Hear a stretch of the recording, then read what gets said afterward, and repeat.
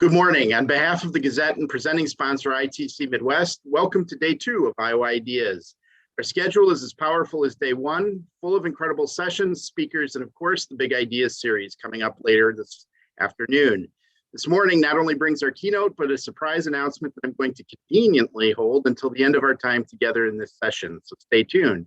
This morning, we welcome National Keynote Thomas Abt, along with Iowa-based guest panelists made possible by our keynote sponsor, UFG Insurance, who has this quick message to share. Thank you for joining us at the 5th Annual Iowa Ideas Conference. I'm Allison Castor from UFG Insurance, a proud sponsor of this year's event. Like many great companies, UFG was born from one person's idea. That idea was to form a stock insurance company in Iowa back in 1946. 75 years later, we're a successful, publicly traded, and locally headquartered company, proud to call Iowa our home. At this year's Iowa Ideas event, we at UFG hope you find inspiration in the stories you hear and feel empowered to let your own ideas come to life.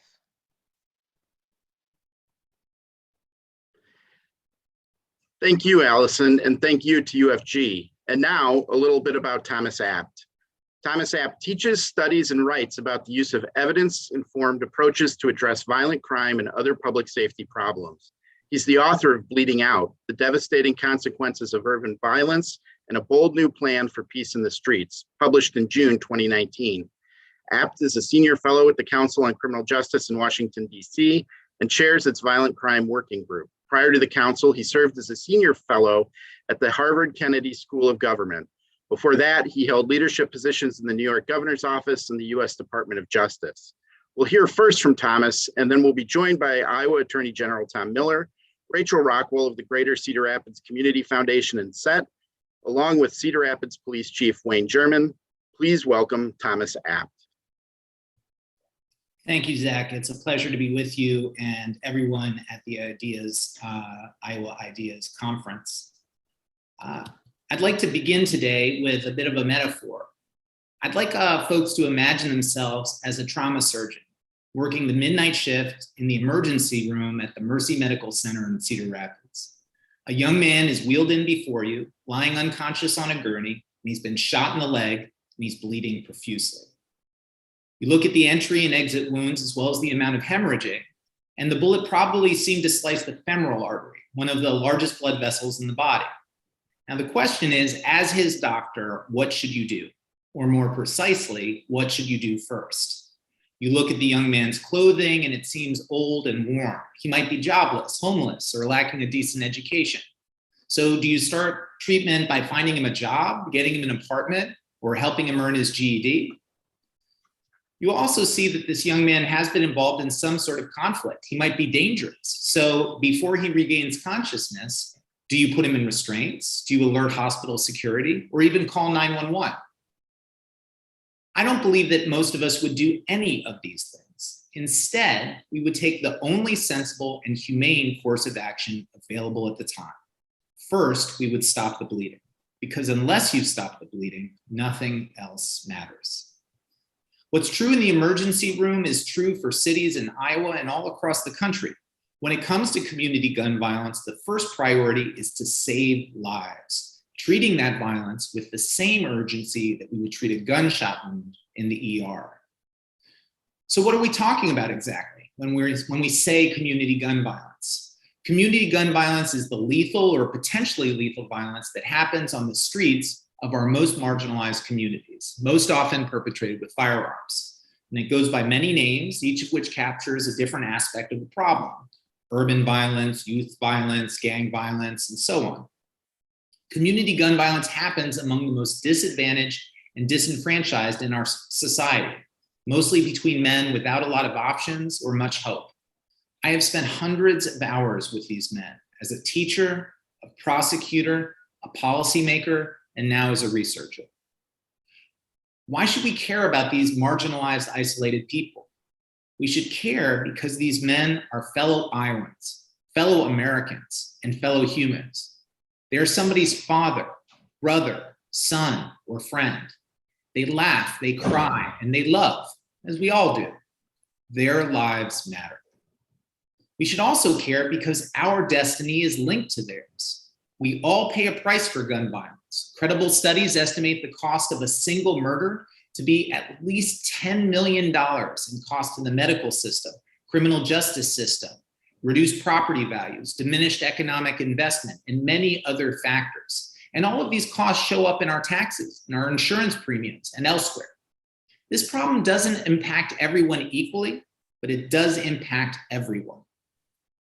In 2020, I'm sorry to say that homicides rose by 30% compared to the year before, the largest single year increase ever.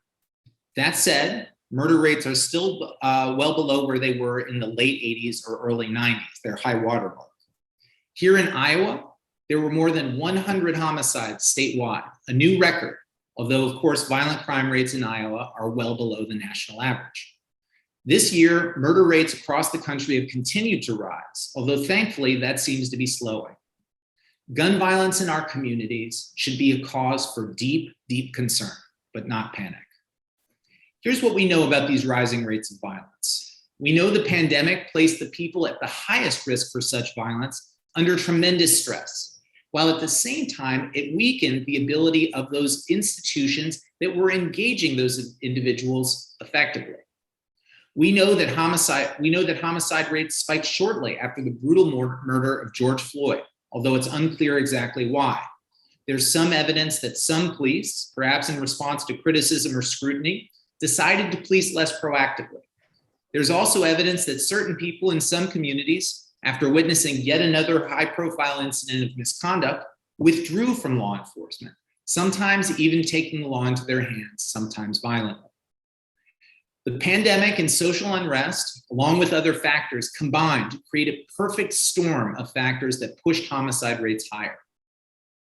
So here's what we can do right now to stop violence and save lives. Yes, we could go back to the tough on crime days, locking up as many people as possible for as long as possible, but research shows that that would only lower crime a little, while perpetuating an inhumane system of mass incarceration. Yes, we could eliminate poverty and inequality, but achieving these worthy goals will take generations. We need to do something immediately. There are solutions available, proven solutions, that won't break the budget and won't require new laws. Again and again, these cities experiment with these solutions, but then discard them after a few years. It's not that we don't know how to stop community gun violence. We do know how, and we have many times. But somehow we lack the ability to keep these strategies in place over the long run. Here's what these successful strategies have in common.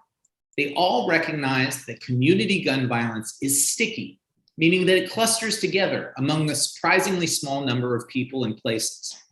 In New Orleans, a network of fewer than 700 individuals accounts for more than half of all the city's lethal encounters. In Boston, 70% of all shootings are concentrated on blocks and corners that cover just 5% of the city. In city after city after city, a small number of people and places account for the clear majority of lethal violence. In fact, these findings have been replicated so many times that researchers now call this phenomenon the law of crime concentration. Think about Des Moines, Cedar Rapids, and Davenport, and you realize the same thing is true right here in Iowa. Almost every successful anti-violence strategy focuses on these high-risk people and places. Street outreach workers take gang members out for pizza, counsel against retaliation. Service and treatment providers sit with potential shooters in cubicles and help them try to change their lives. And police, yes, police, engage with them too, sometimes threatening punishment, but offering protection as well. These strategies have wonky, awkward, hard to remember names like violence interruption, cognitive behavioral therapy, and problem-oriented policing. Tragically, these strategies weren't supported nearly enough even before the pandemic, but they were still working, tamping down on the nation's homicide problem. But then suddenly they stopped. And to a large extent, during the pandemic, the men at the center of the nation's violent crime crisis were left to fend for themselves. With the threat of arrest diminished and the promise of a better life foreclosed, simmering feuds boiled over. Here's an example of what one strategy called focused deterrence can do to change all that. In Boston in the 1990s, a partnership between cops and community members achieved a 63% reduction in youth homicide.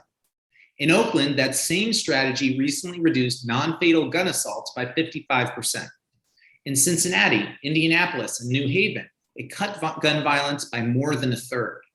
And this same strategy is now being implemented by the SET partnership in Cedar Rapids. And I've been pleased to be able to consult with local leaders like Mayor Hart, Councillor Todd, Chief Jerman, and others on that important effort. At its simplest, this partnership identifies the people most likely to shoot or be shot, then confronts them with a double message of empathy and accountability. We know you're doing the shooting. It must stop. If you let us, we will help you. If you make us, we will stop you. Afterwards, those who are willing to change are provided services and support, and those who continue their violent ways are brought to justice via targeted law enforcement action. Sticky solutions like focused deterrence work because they deal with first things first. This is important because while we know that poverty may lead to violence, strong evidence shows that violence actually perpetuates poverty. Here's just one example of how. Research tells us that exposure to violence traumatizes young children. It impacts their ability to sleep, to pay attention, to behave, and to learn. And if poor kids can't learn, then they can't do well in school. And that ultimately impacts their ability to earn a paycheck large enough to escape poverty. In large studies, we see that poor children exposed to violence have less income mobility than poor children who grow up peacefully. Violence is literally trapping these kids in poverty. So if proven solutions are available, why haven't we used them more consistently? There are many reasons why we haven't, but the first, as you might expect, is politics. Most of these solutions don't conform to one political platform or another. Instead, like focused deterrence, they offer both carrots and sticks, balancing the promise of help with the threat of arrest. In other words, these solutions are both soft and tough at the same time. Because they don't line up neatly with the typical talking points of either the left or the right, many politicians don't gravitate to these ideas without a bit of education or maybe even a little pressure. We also need to acknowledge that community gun violence concentrates among the poor, and that makes it easy for the rest of us to ignore the problem or pretend that it's not our problem to solve. But that is wrong. Gun violence is everyone's problem. As I mentioned before, directly or indirectly, we all pay a price for the violence that happens in the streets of our cities. We need to motivate more people like all of you, to join the struggle. If we can overcome these challenges and spread these solutions to the neighborhoods that need them, we can save thousands of lives. In my book, Bleeding Out, I estimate that if we implemented these solutions in the nation's 40 most violent cities, we could save more than 12,000 souls. Whether it is a young man suffering from a gunshot wound, a community riddled with such wound, or a nation filled with such communities, the treatment is the same. First and foremost, stop the bleeding. If we can change the polarized politics around this issue, we can make real progress. Instead of looking at this as an argument to be won, let's approach it as a problem to be solved. Let's emphasize facts and evidence, not ideology. And let's do what actually saves lives versus what sounds good. I know this can work. I know it because I've seen it. I've seen shooters put down their guns and devote their lives to getting others to do the same. I've walked through housing projects that were plagued by gunfire and saw children playing outside. I've sat with cops and community members who used to hate one another, but now work together. And I've seen people from all walks of life, people like all of you, decide to finally get involved. And that's why I know that together we can and we will stop this senseless slaughter. Thanks so much.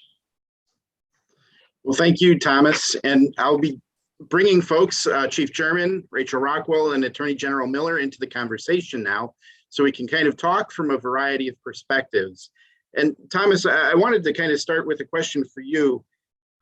This involves a lot of candid conversations at the community level. How do those discussions, what's the best way to set some of that up? I mean, that's not necessarily an easy topic because of the politics and because of harsh feelings, maybe. how should communities start to frame those discussions? I think you start small and get to work and build from there. And what I mean by that is that, unfortunately, where we're at in the country right now is that there is no one conversation, one talk that is going to get everybody all on the same page and sing Kumbaya. That's just the unfortunate reality. And so what we have to do is that if we want people's trust and respect, we have to earn it, and we just have to get to work. And so what that means is bring together the people who are willing to come together from the community, from law enforcement, from the service providers, bring that small group together, get started, and then prove it to everyone else. Rachel and Chief, I'll draw you into the conversation here. So the work with the safe, equitable, and thriving communities has been years in the making.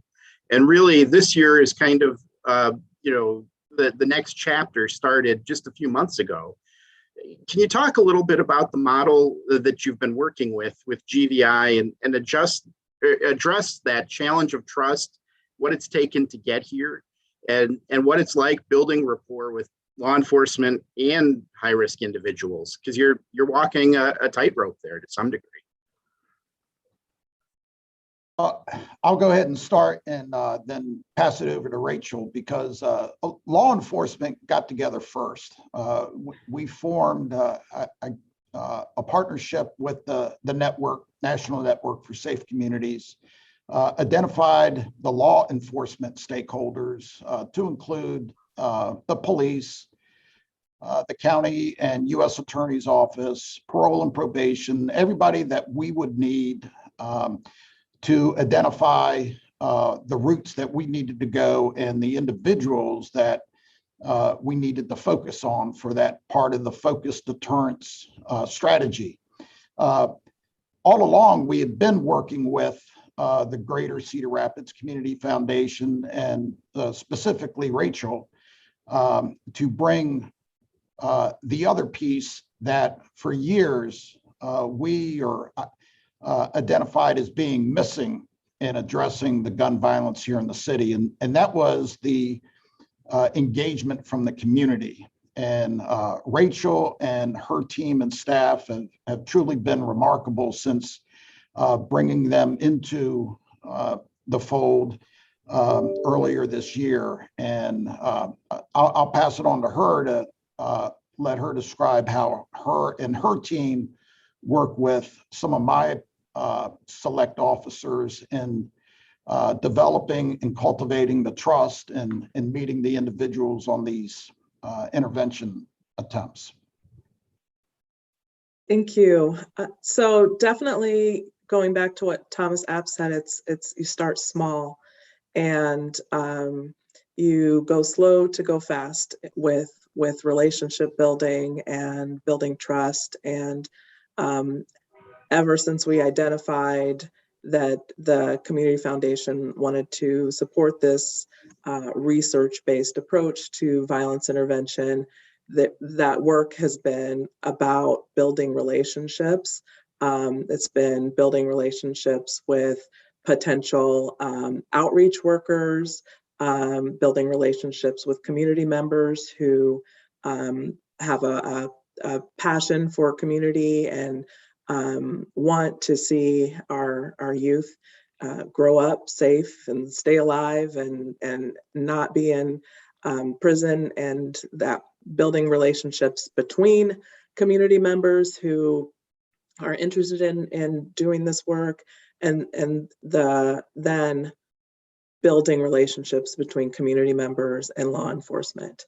And so we've got a law enforcement work group, and we've got a support and outreach group who are community members and nonprofit organizations and social services who all have committed to seeing a reduction in community violence. And because of that, they've committed to taking the time and doing what it takes to build trust and build relationships with law enforcement. And it's been a slow process, we have a lot of work to do. And again, we've started small, and this needs to expand throughout the whole community for this work to be as effective as it potentially can be. But we've had an amazing start, and we've really been able to work together with a common goal, even though we might have different life experiences or visions of in the past of how we were going to get there. We've come together around this strategy, and so that's the relationship building piece has been the most exciting and most effective piece of this work up until this point. I'll stay here for a second, and Attorney Miller, I'll come to you in a second, but I was curious if you could take us through the notifications, Rachel, and I believe to date, there have been about 60 conducted. What does that process look like? What happens there? And what do you consider to be a successful notification? So trained law enforcement and trained community members come together to meet those who are at very highest risk of violent victimization and offending with guns in our community. And we go out as partners. Sometimes we're on the front porch, sometimes we're in the living room, sometimes we're in the jail, sometimes we're at the juvenile detention center with a message that we want you safe, we want you alive, we want you to stay out of prison. We know from the facts that you're often at the epicenter of the gun violence that's happening in our community. Our community is over it. We don't want to see our young people dying from gun violence, and it needs to stop. We're here to help you if you need help, and we'll walk alongside you if you decide to take another path. That's the message that is coming both from law enforcement and community members. The law enforcement piece has an additional message to that, and that's really educating them on the consequences of further violence. And so that is the custom notification process. And the very most important thing about what needs to happen after that messaging is that we need to follow through with what we've promised, whether it's law enforcement saying, if you don't stop, we're going to stop you. That needs to happen. And as far as the community piece and the community supports, if we say we're going to help them, we have to be there to help them. We can't just let them down again. All right, well, I will come back to this in a second, but Attorney General Miller, I wanted to ask, when you look at the crime data for 2020, and that came out in the FBI UCR report, I believe a couple of weeks ago, what do you make of the Iowa data? And is the situation that Cedar Rapids facing similar to other communities across the state? The crime data indicates that violent crime is up in Iowa, up significantly, and it follows a national trend. Both trends are up significantly. I think Thomas said about 30% in Iowa. You do have to note, as Thomas did, that relative to the rest of the country, Iowa's rate is much lower. For instance, it's about 25% less than the national rate. And there was a little bit of a glitch. I don't know how significant it was that they reported in Des Moines that there were 33 homicides and it was a record. Turns out it was 21 and not a record. But the statistics indicate that we should be concerned. We should do something. And, a lot of praise to Cedar Rapids for doing something and doing something that's really good.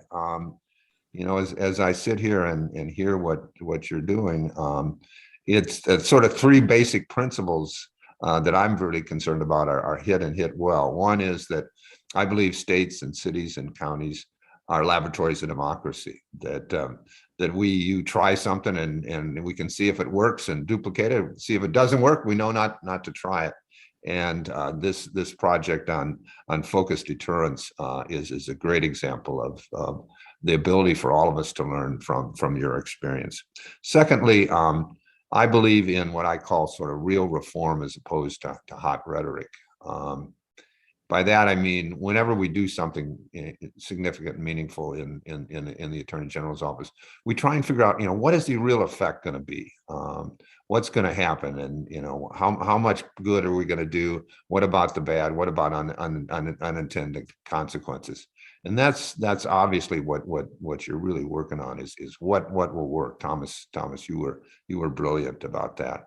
The third point, the macro point that's important to me is respect. I think respect makes the world go round and just determines relationships.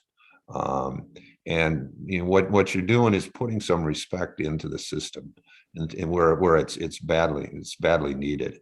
And I think that's really important. So I'm excited by what you're doing. I'm learning from it. I want to try and help spread this around the state. And my compliments to you, Chief Jerman, and everybody else that's involved in this. This is good stuff. Well, Thomas, I wanted to ask a little bit about, you mentioned that it's hard for these types of programs to stay in place, and why is that? Because once you start to see success, is it because it's the hard work of one or two people, or what makes it so challenging to keep these going? Well, there's really a few things. The first thing is that unfortunately, we see this again and again. A strategy like focused deterrence will reduce crime, will reduce violence, and then the sort of urgency level goes down, and people focus on other things, and leaders move on, and the effort really wanes. And then, of course, crime and violence creep back up. And one of the things that I often sort of try to point out is even when you're successful in reducing violence, a lot of the risk factors for violence are still there. So you can't assume that the problem has been entirely solved. You're tamping down on the problem, and you've got to keep doing that and for a long enough time until you really change culture.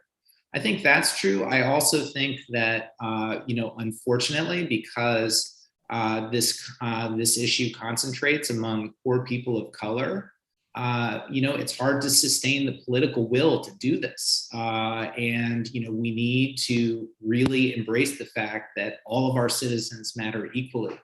And if this is impacting folks, we need to do everything we can to keep them safe.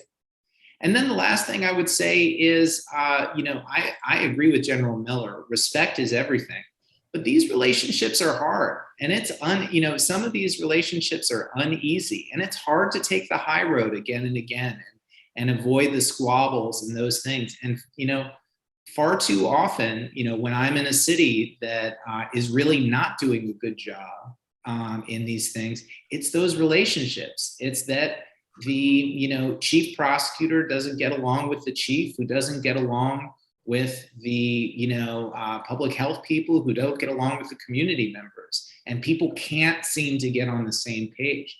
And so really emphasizing that, like Rachel did, I think is really critical. Well, I know that was it took a while for folks to build the trust, even here. Chief, I was curious, when you talk about some of the notifications that have happened here, how did you go about identifying who to start with? Well, as Rachel mentioned, we looked at those who are at the highest risk of either offending or being victimized. And we did it based on previous history and involvement with acts of violence. And the intelligence that we obtained drove that effort. And once we identified those individuals, that's when, again, it's about trust and relationship that we got with Rachel and her group, and revealed that information with her and her group, and why we needed those individuals notified first, and then just proceeded down the list. Now, that's a little bit different than usual. I mean, do you typically share that type of information? Was that a new step in kind of the the relationship? Yes, and that was all part of the program with the national network. That it's a very holistic program, and a key part of that was emphasized from the program coordinators is that we had to establish a level of trust between law enforcement and the community outreach partners. And so that's where we went forward and established that trusting partnership with Rachel and her team. And Rachel, I know you're early on, but as you look over the results to this point, what is the data showing you? Well, it's been a rough last week. And so, but if we're looking at data through the end of September, it looks like this work is having an impact, a measurable impact on reducing the number of shots fired in our community. And so definitely we need more time to be able to really say that this work has a direct impact on the reduction of shots fired and gun homicides. And again, our numbers are lower than nationally and overall, so we do need more time to look at that. But I would say there have been some amazing success stories with some of the young people that we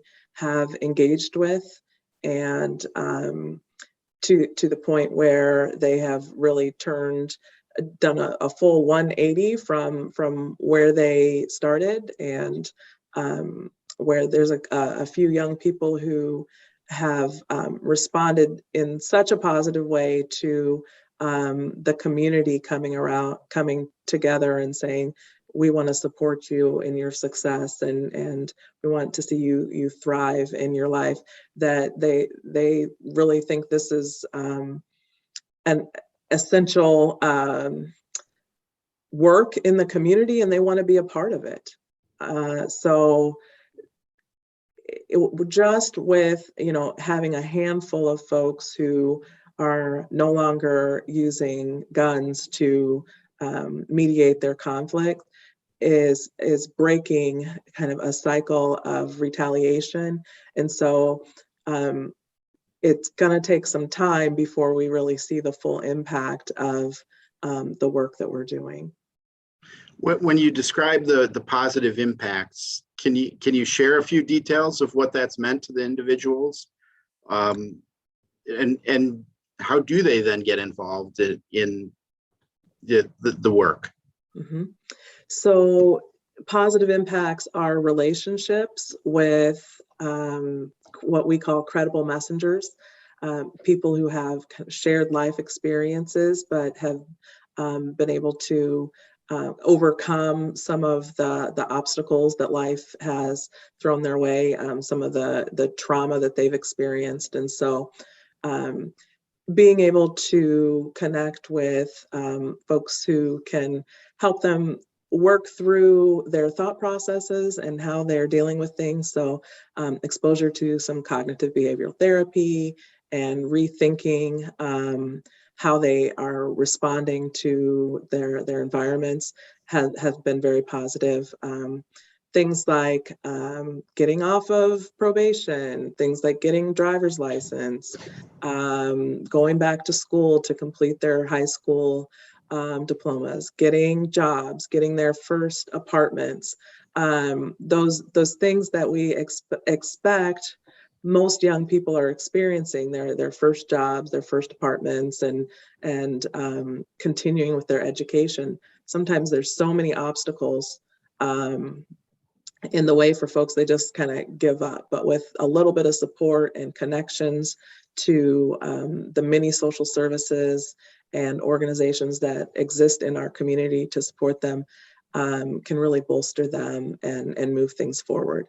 So I think the most positive is the relationships that have been formed and a sense of connection to community and a sense of hope for their futures. And yeah, so. Well, you mentioned, and Thomas, I'll open this to you as well for your thoughts, but you mentioned, Rachel, you have to deliver what you say you're going to do. And that's probably not a 9 to 5, Monday through Friday, hey, call this number when you need help type of interaction. How important is building that, fabric of social service agencies and other partners? And what is it like in terms of, hey, we got to do this faster. We have to do this outside. How do you build scalability around that? Well, funding is one thing. A lot of this work, when we first learned about this model and started to implement it, has been by volunteers. And so looking to how we can have nonprofit organizations or social services embed this model and hire folks and pay folks and take care of folks to do this work, to institutionalize that is what we're working towards. And so we have, as a coalition, applied for federal funding and received CDC funding through Linn County Public Health to support this work going forward. And the Community Foundation is working hard to make sure that this work is recognized in the community and supported by donors. And we've also received some other funding from an anonymous funder. And so continuing to hold the partners together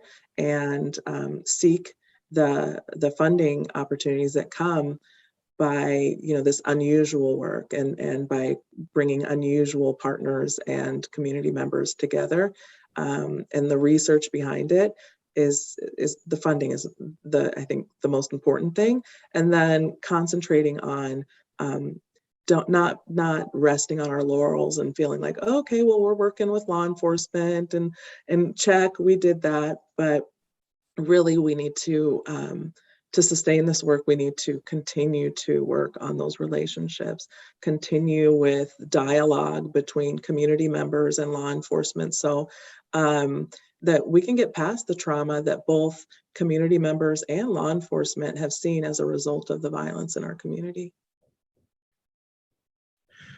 Thomas, how difficult is it for some of the community partners? It would seem like that's another place where getting that system set up would be, if you don't have that agreement and that work, a difficult maybe intersection.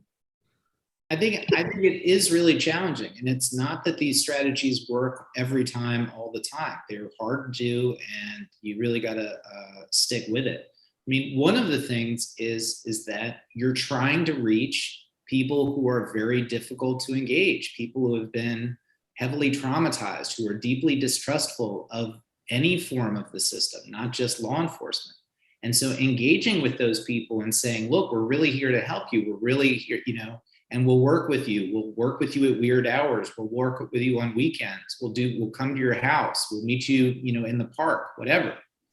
That's a different type of work than traditional social services. I mean, luckily, there's not that many of these individuals. And so, we can pull together the resources to do this, but it's a very different model than the traditional one. And I completely agree with Rachel. It's all about making promises and then keeping them. And just one other thing about about the results. I think it's really important for people to understand that this is the business of reducing violence. It's not eliminating violence. There is no program that all by itself can sort of transform a society entirely. And so what you're looking to do is chip away at this issue over time, a little bit here, a little bit there. And you're gonna have bad days. You're gonna have bad weeks. And this is a real sort of hard thing to deal with emotionally if you're in this business. Because even if you're wildly successful and you reduce homicides by 50% in your jurisdiction, it still leaves a lot of tragedies to deal with. And so you got to be resilient. in this work. I'm curious, I know that there's been some reach outs of interest in, how is this work going from other law enforcement agencies in Iowa? And I'm curious, broadening the message, what advice would you give for communities that are thinking about doing this? What are those first steps to kind of moving forward, or are there things that you've learned and advice that you'd give to cut their learning curve? Who's that question to, Zach? I'll go with Chief Jerman. Looked like he had baked a response there. Well, my number one suggestion is that a chief in another jurisdiction, if they want to reduce their violence, they have to identify, again, a community partner and establish a trusting relationship with them. Again, most police departments nationally are good doing law enforcement, the traditional enforcing, but and we were and still are very good here. But again, the part that was missing for us was that community engagement and getting the piece of that to interact with the individuals that have been identified. And it's as Mr. Abt said, and others can confirm, it's a very, very small segment of the community, but that drives the majority of the violence. So if I was to tell another chief, they need to identify someone like a Rachel Rockwell and a community foundation that is going to be able to put a team together of credible individuals that will relay credible messages, establish the relationships with the groups that we're focusing on, and then work together with law enforcement. And that also will be able to enhance the trust between these groups of individuals with law enforcement and other members of the community. Rachel, do you have thoughts of advice that you would give if you were? Well, I was going to say there are no other Rachel Rockwells, so that's going to be tough. Well, I would say keep as much as you possibly can the politics out of it, and it really does have to be a multi-sector approach. Find those folks in the community who will be active and engaged and not show up trying to tear down an approach, but to learn and see if they can help move it along, and really just having the ultimate goal of saving lives. We got to find folks who can keep that as the priority and will work really hard towards that. And then being okay when people you thought might be the right partners decide that this is not the work that's for them. Let them go and keep moving forward with the work. And those who understand and can be a part of this approach, you'll find them, that you'll come together, and you're going to be probably a small, and we call ourselves in support and outreach, and even when we're with law enforcement, a motley crew, but you're going to have to also deal with the stress. I think Thomas used the word, we need to be resilient, and take care of our law enforcement who are traumatized by the violence also, and take care of the support and outreach workers who hear story after story after story of the pain that families have experienced. And we have to take care of each other. Attorney General Miller, I'm curious, as you hear some of this discussion and you think about, programs across the state, what pieces of some of these anti-violence are most intriguing to you? The violence reduction strategies, and obviously Iowa is a state of very urban areas and very rural areas, and so I'm curious, when you think about some of this, how does it apply in a broader landscape? Well, I'm totally impressed with what I've heard this morning, and I knew something about the program before. I think this team is just poised to hit the ball out of the park on this. The results are not in, and the results are incredibly important to me and to everybody. But to have the wisdom to do this, to have the creativity to do this is very impressive. And of course, I'm a great believer in keeping politics out of it. I'm sort of the old-fashioned school that politics are involved in campaigns, but once campaigns are over, you're serving the public, and that's what's best for the public, not political battles. And you've captured that in a very, very significant way. While this is incredible, it's a big undertaking, Chief, and everybody. I know you did a lot of work. So when others think about it, they have to and do think about the undertaking, and that's significant. But these principles apply in a broader way to law enforcement throughout the state, and even throughout the country, to try and find the problem, to try and deal with people effectively, to give them a chance, but also if they violate the law, enforce the law against them. Like Thomas said, it's a balance, and you look at so many things in life is reaching the right balance, and this program does. So for others to duplicate it makes a lot of sense in our state, and for others to take sort of parts of it or principles of it makes a lot of sense as well. We have some questions that have been submitted from folks that are viewing, and AG Miller, I think I'll stay with you on this, and then Thomas, this is probably one for you for a national perspective. The participant says, I wonder if the new law permitting gun ownership and quote display on city streets will impact levels of violence. Are there any statistics from other states that have passed liberal possession / display of weapon laws? I'm not aware. Thomas, that's your field. You're an expert on many things, including that, I think. Sure. Unfortunately, the evidence on this that's from other states, particularly Missouri, is that when you loosen up these carry restrictions, permit open carry, you do see a significant rise in gun violence. And it's just a common sense proposition. You can imagine if you're a member of law enforcement and you're trying to distinguish between people who can lawfully and unlawfully carry a gun, it gets much, much harder.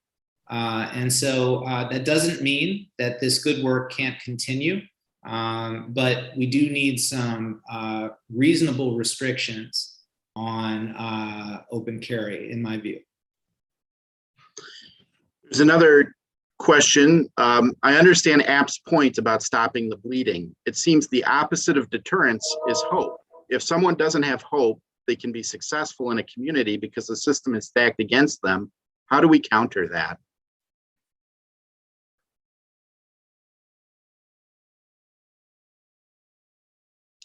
Who's the question? For me, that's probably for me, because I like to talk about hope a lot. I think that it really does start with those who are committed to doing this work. We have to have hope first. And we had to have hope to even consider this sort of strange relationship between community members who in the past wouldn't have wanted anything to do with law enforcement or to be in the same room with them. And so we had to have hope to move past that. Law enforcement had to have hope to commit their staff and their time and their learning to what it's going to take. And I've seen during custom notifications, hope sparked in young people and their mothers who, the beginning of the conversation, they were just lamenting about how the poor treatment and the that they've had from law enforcement. But then dialogue happens there between the family and law enforcement. And after that dialogue, I saw hope in law enforcement's eyes about, maybe things can, maybe a shift just happened, and maybe the relationship that we have between this particular family and these particular youth, maybe that's changing, and so that gives hope, and that hope can really spread throughout the community. I hope I answered the question. Yeah, you did. Let me just add that, we need hope and deterrence. It's not an either or. We need both. And to have that balance is part of the magic of this proposal. Rachel, I was going to ask, when you've done some of the notifications and there have been requests for assistance, what have some of those been? I mean, and how do you line up an answer to deliver that?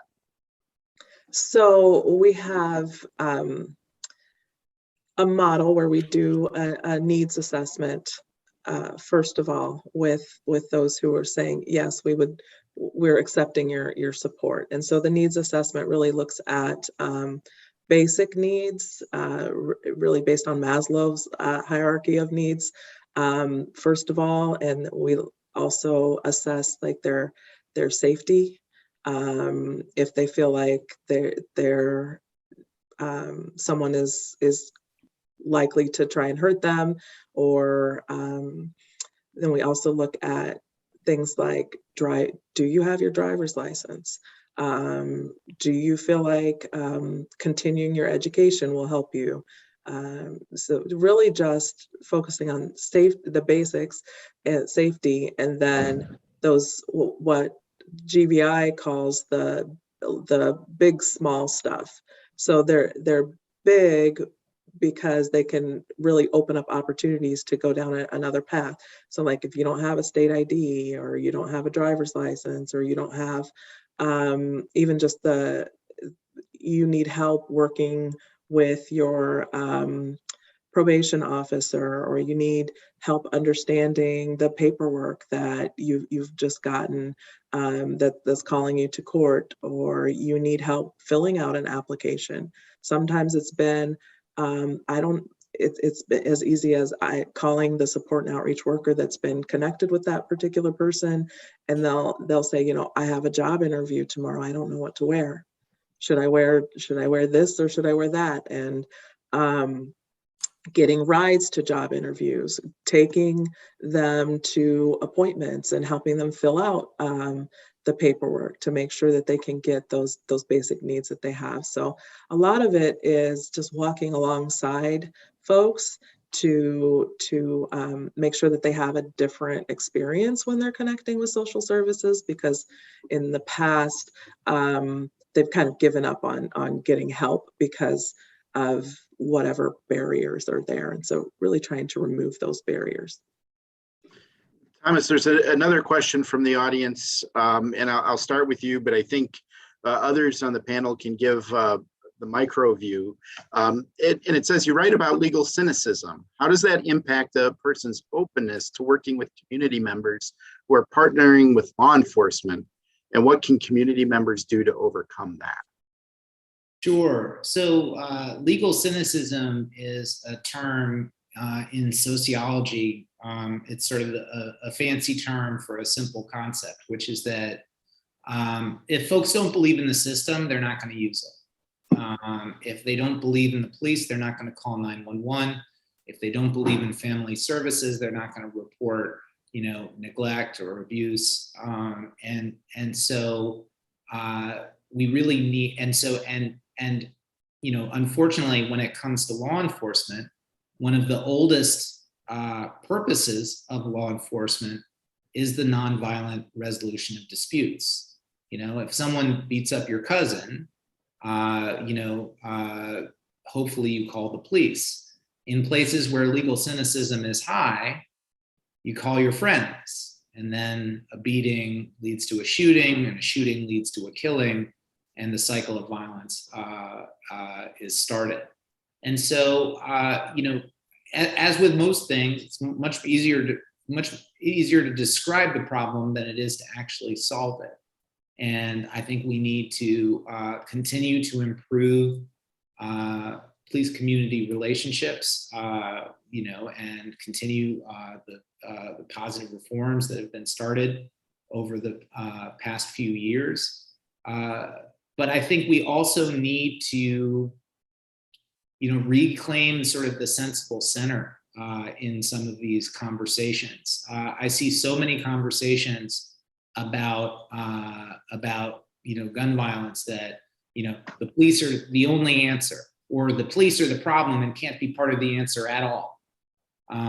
This is all, that we need to focus exclusively on reforming the criminal justice system, or we need to focus exclusively on violent crime and keeping people safe.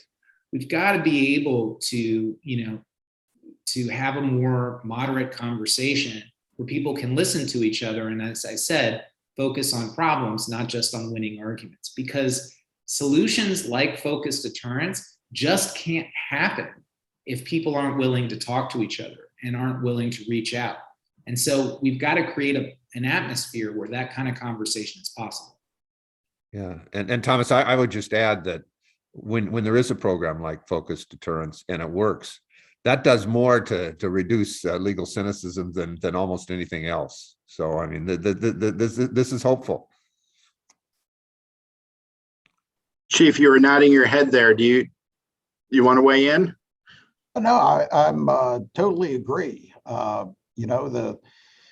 I know the Cedar Rapids Police Department continues to work very, very hard to increase the level of trust within everyone in Cedar Rapids. And, I know that there is a level of distrust that exists, and there's barriers between some in our community and our department. And again, we're working very, very hard. We've enhanced a lot of our outreach programs to focus on the youth, even the very young youth, so that they have a better opinion and a higher level of trust for our officers. Zach, can I jump in and ask Thomas a question? Absolutely. Thomas, thinking broadly of the laboratories of democracy that I am in love with and focus on, are there other programs that would deal with gun violence that have some similarities to this program, but are different? What are the other innovative programs out there, if any? Sure. They contain a lot of the same themes. The most successful strategies generally have three things in common. They're focused, meaning they're focused on the highest risk people and places. They're balanced in that they have both punishments and rewards, and that fairness, they're perceived to be fair by impacted communities. So the other strategies that are in this area, no one of them is transformative. You need a number of them at the same time, but there's the sort of problem-oriented and hotspots policing strategies that really pinpoint where the problems are greatest and focus there. There's the cognitive behavioral therapy that Rachel mentioned, which is, I think, really a critical way to help people turn their lives around. There's the street outreach, which has also been mentioned, the violence interrupters. Also, there's things that you can do to change the physical environment, cleaning and greening activities, and dealing with abandoned buildings and vacant lots in and around crime hotspots. So there's a bunch of different things that have been shown to be effective. And most cities that are successful don't do just one thing. They do a few things. They don't do everything, but they do a few things in combination. And that really seems to address the problem. Well, excellent. Well, we have reached the end of our hour. And so I wanted to thank Thomas and all of the panelists for the thought-provoking conversation and helping us understand what's going on nationally, as well as what's starting to launch here in Iowa. And so I wanted to say thank you to everyone. And I also had that announcement that I teased to at the beginning. And so in support of growing Iowa awareness to this work, we have an exciting surprise that sponsor Van Meter has purchased 100 copies of Thomas Abt's book, Bleeding Out, and has worked with conference coordinators to get the book shipped to the first 100 who would like a copy of it. An announcement is going out right now to the attendee emails with a link to enter that. And so a thank you to Van Meter for the surprise. So for others, we're now ready to go to session block 6 and then get back together to have another keynote with Peggy Whitson, followed by the Big Ideas series sponsored by Cedar Rapids Bank and Trust. And so we'll be back in the big group at 11. And so look in your email for the book link. And thank you to all of the panelists for this conversation this morning. Zach, can I ask Thomas if this will put him on the bestseller list, 100 copies? You can do that. I don't know. We'll chip away at that. But thank you, General, and thank you, Iowa Ideas. Thank you, Rachel. Thank you, Chief Jerman. It's been a real pleasure. And thank you, Zach. Thank you. Thank you.